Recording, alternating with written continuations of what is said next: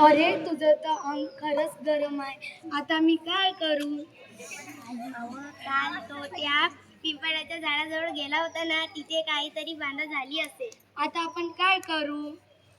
गावातल्या भगत बाबाकडे जाऊया. चल.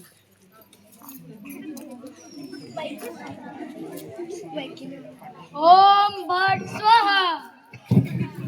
माझ्या लक्षात आलं. बाबाजी माझ्या पोराची तब्येत काही बरी नाही. ओम भट स्वाहा. मला आताच नक्की समजलं. ते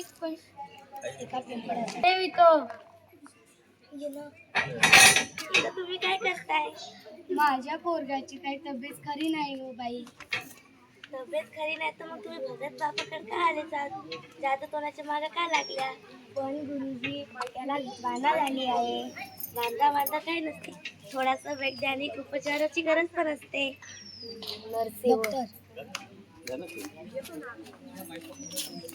राजू, काय झालं तुला? डोकं दुखते बघ मॅडम.